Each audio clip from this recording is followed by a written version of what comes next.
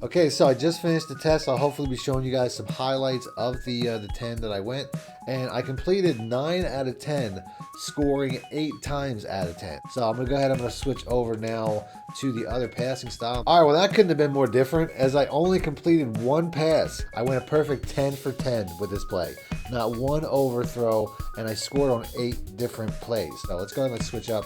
I only completed 2 passes out of 10 using this. If you guys are looking for fast, cheap, reliable coins for your college football 25 team, check out my coin sponsors at MMOXP and use discount code MONEYSHOT for 5% off your order. Link in the description below. The champ is here! Welcome back, Money Team. This is Madden Money Shots. Another college cheese as always. In today's video, I plan on making a video telling you guys about how I went from revamped passing back to placement and accuracy, and I plan on suggesting that to you guys as well.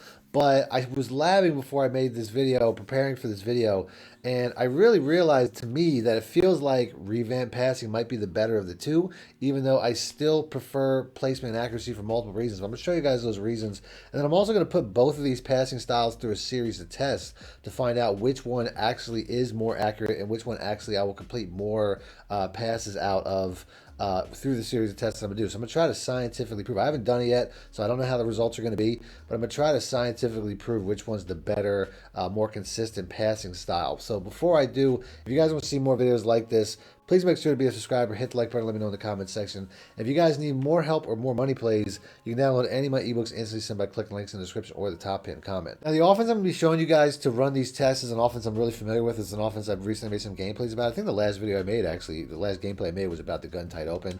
And the formation is really not that important as much as the plays I'm going to use. The verticals halfback burst, which is going to be a play that I'm going to use against zone. And then I'm also going to have the tight seams, which is going to be a play that I use against man. I also plan on breaking these two plays down in a practice mode later in the week because they're both very good, but you're going to get a preview of that right now.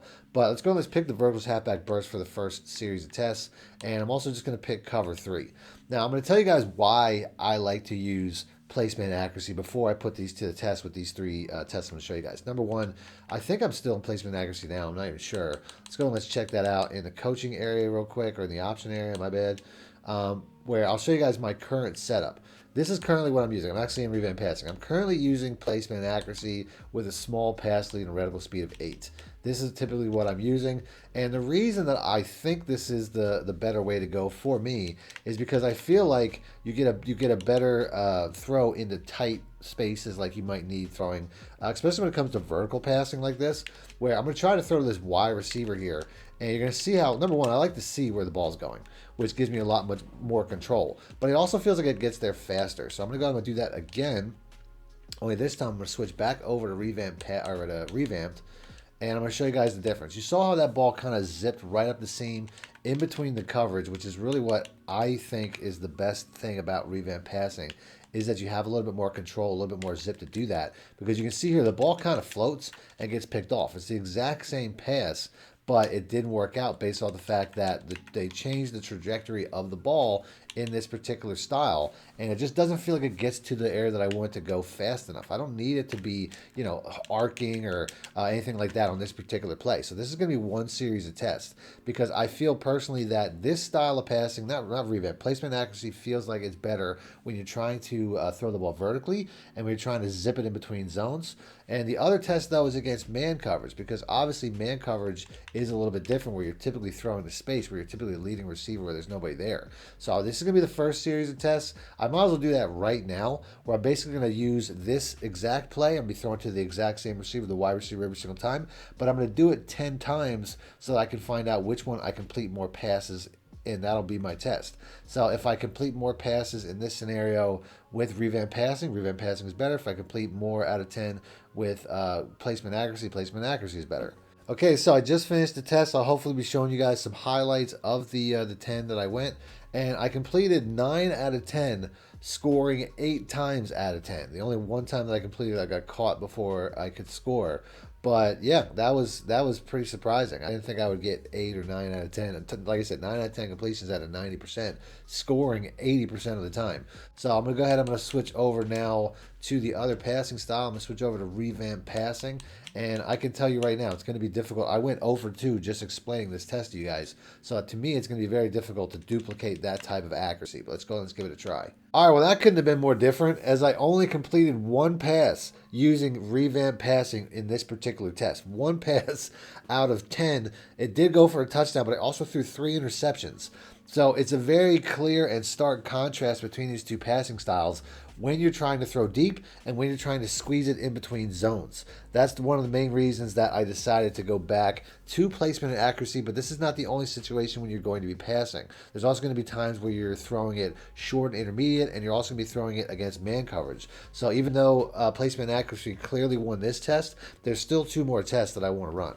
Now, this particular play is really more about fitting it into a tight space, where the next play I'm going to be showing you where you have room in front, where basically man coverages are going to be more prevalent compared to zones where there's nobody in front of the receiver.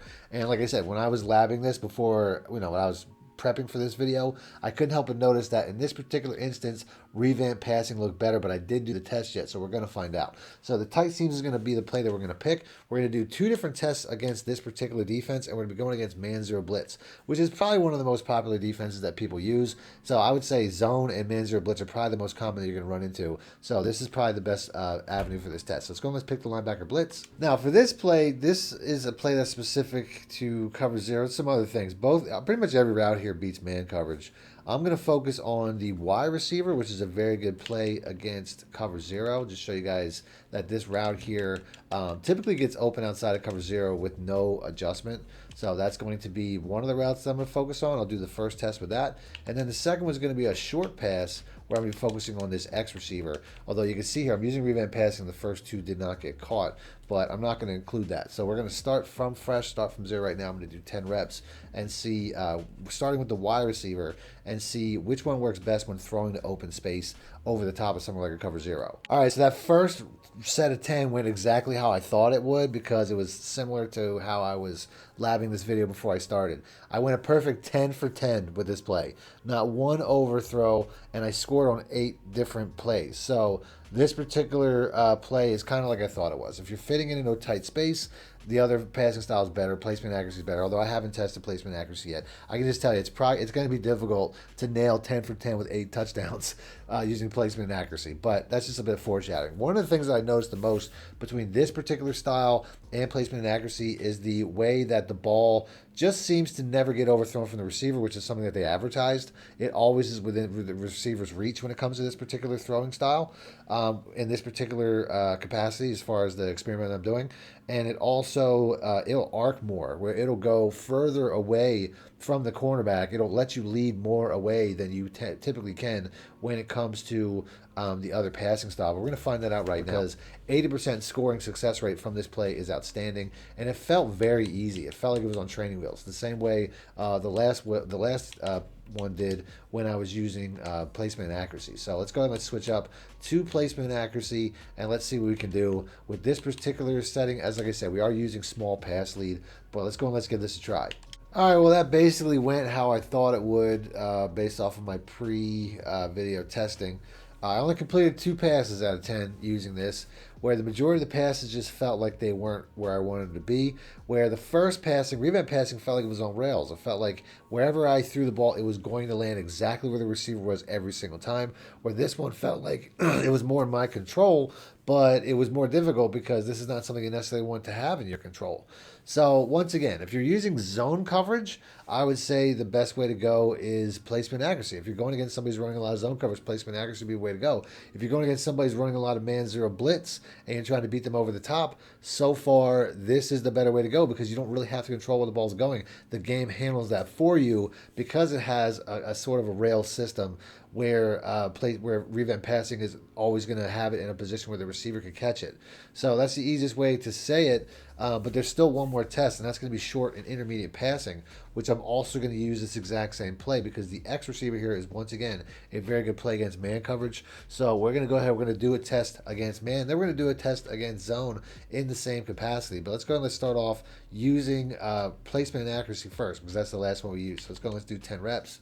All right, so that was pretty quick. 3 for 10 that time, completing the passes to sides here, although one of them I wasn't even really sure. So it might have been 2 for 10 because it looked like he caught it, and then I saw the ball kind of like in the background.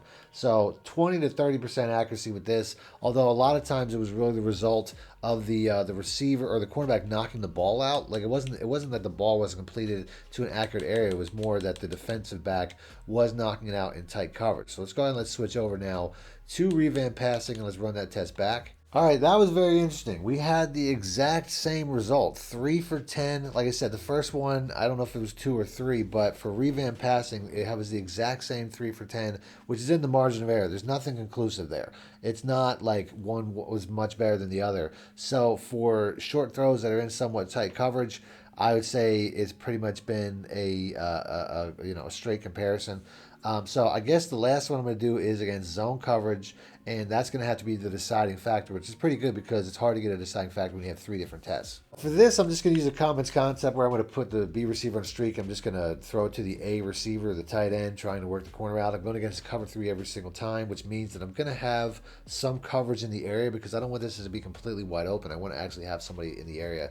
So I'm going to do this 10 times, starting off with placement and accuracy to see which one works best. All right, so we had a pretty good success right there, better than half. We had 6 out of 10 complete. So let's go ahead and let's switch over to the final portion of this test, which is going to be revamped passing one more time, and we're going to use the exact same concept 10 times to see which one's better. And we once again had the exact same thing happen. We had 6 for 10, although it did feel like it took a little bit longer for the ball to get there because at times it felt like the ball was getting knocked out on contact a lot. But ultimately, this is pretty much a dead tie with the exception of how you're playing. So I wish there was an option in-game to switch from placement and accuracy to revamped passing because if your opponent's running a lot of man coverages, it seems clear and obvious that revamped passing is better. If your opponent's running a lot of zone coverage, it seems clear and obvious that placement and accuracy is better. So that's the biggest difference. I still don't have an answer which one's better because, like I said, it really depends on what your opponent is playing on defense. But I hope this video was helpful. At the same time, like I said, I'm going to stick with placement and accuracy because I just feel like zone coverage is more prevalent. Yeah, people run man coverage. You'll get your occasional man zero blitzer, but I still feel like it's more prevalent to be able to dissect a zone coverage, particularly because I feel like zone coverages are the meta, but I could be wrong. So let me know in the comment section if you learned anything from this video, especially let me know in the comment section what particular passing style you prefer, because it's still up in the air. It was pretty much a dead tie everywhere except for the 2 first categories I showed, and those are very important categories. But like I said, to me, zone coverage is more important to be able to play against because there's way more zone coverage that people use. So I'm going to end the video there. If you guys want to see gameplay of me using this offense, I'll have that pop up on the screen as I just put that out a couple days ago. Other than that, thanks for watching, man. Much it out. Need more help or just want to show your support? Then head over to my Patreon and join my team, where you can get exclusive content like ebooks and bonus plays, as well as early access to my vids and more. Link in the description below.